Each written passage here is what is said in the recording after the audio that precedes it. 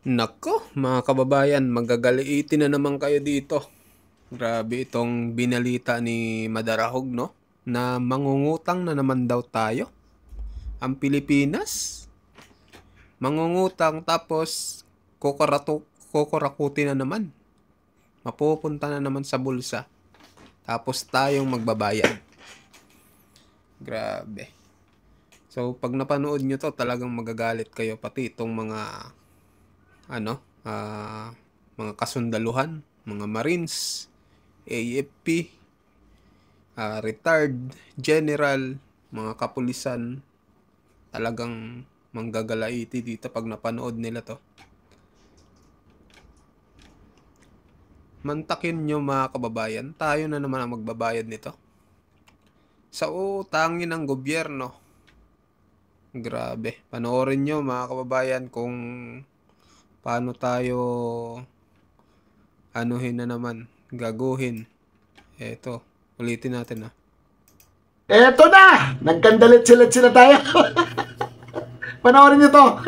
4.51 billion pesos. Ganyan kalaki ang kailangang utangin ng gobyerno kada araw. Ipinaliwanag ni Finance Secretary Ralph Recto na sa 18.61 billion pesos ang total average na expenditures o gastusin ng bansa kada araw. Ngunit kada araw, ang average na nakukolektang buwis ay 13.65 billion pesos. At dahil dito lalabas na may kulang na 4.51 billion pesos na kailangang utangin ang gobyerno o utangin ang gobyerno kada araw. Sa susunod na taon, 6.79 trillion pesos ang panukalang pambansang pondo, pero aabot lamang sa 4.98 trillion pesos ang masusuportahan ng buwis na makukolekta ng Bureau of Internal Revenue at Bureau of Customs. Ayan! Uutang tayo araw-araw ng 4.51 billion pesos. Grabe no? 4.51 billion pesos? 4.51 dollar?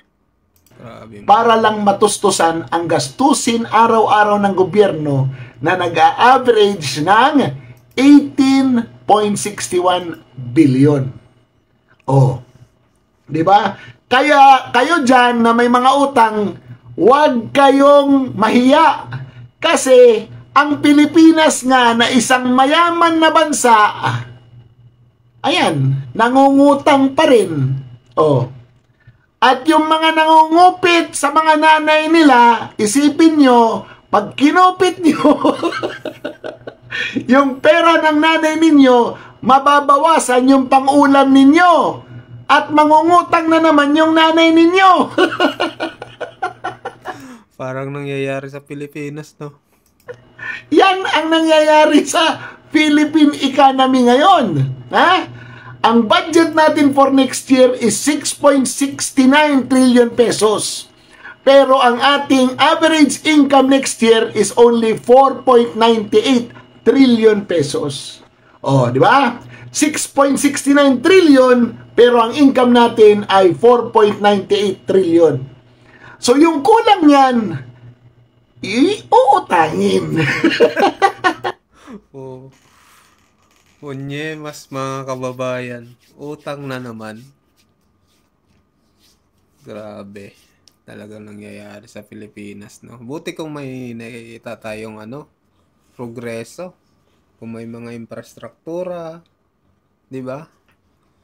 May magagandang kalsada, magagandang tulay. Kaso puro palpak mga kababayan. Yung iba ghost pa. Tapos mangungutang na naman. Grabe. Kaya yung may mga tindahan dyan, ha? Yung mga hindi pa nagbabayad sa inyo, alams na, Pilipinas ka, nangungutang eh. Yung pangkapitbahay nyo, hindi. Oh, di ba? Kaya, yan ang nangyayari. Tapos, nanakawin pa. Tapos, kukupitin pa. Tapos, di ba? I-flo-flaunt pa sa mga tao. Mga mamahaling relo, mamahaling mga sasakyan, helicopter at kung ano-ano pa. Tapos pag magkabukuhan, aalis ng bansa, hindi na babalik. Katulad ni Saldico, hindi na bumalik po. Punyemas to si Saldico, no? Talagang iniwanan ng Pilipinas. Kawawa tayo mga Pilipino, mga kababayan, sa mga nangyayari ngayon. Hindi ng buhay natin to talaga. Di ba? Ako talaga hindi ako naniniwala sa nangyaring ito na hindi alam ng Pangulong Marcos at ng Malacanang kahit na ano pang gawing excuse. Kasi ang DBM is a direct agency from the Office of the President. Under yan ng Office of the President. Diba? Yan ang departamento na malapit sa Pangulo. Napaka-imposible na maglalabas ng pondo para saan program at 'di ba yung tinatawag nilang insertion na hindi malalaman ng Pangulo because it is his political capital. 'Di ba?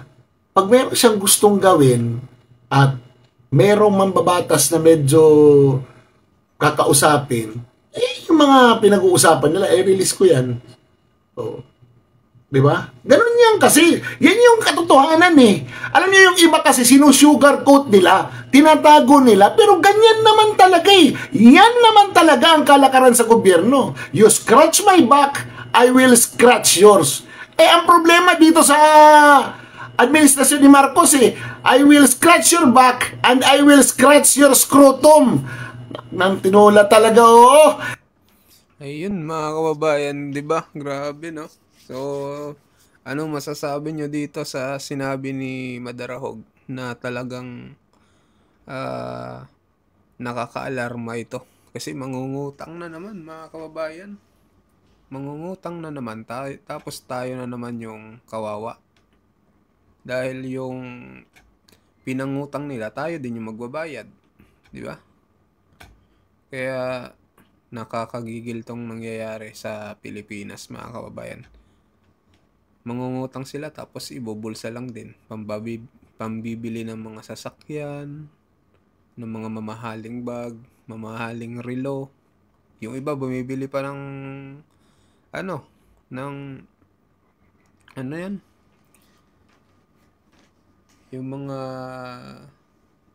private jet, 'di ba? Yung iba bumibili pa nga ng resort mga kababayan. Grabe to mga politiko sa Pilipinas, talagang ginawa ng negosyo ang politics.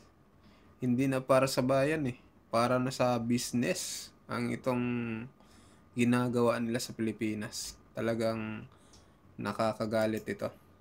Anong opinion nyo dito mga kababayan sa sinabi ni Madarahog, no? Na talagang nakaka-alarma para sa ating lahat. So ngayon naman mga kababayan, tingnan natin to. Ito yung si Claire Castro, binanata ni BP Sara. Do you think she's qualified po, if ever?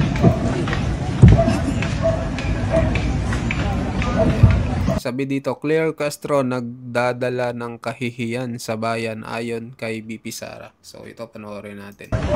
Napapansin ko naman kasi na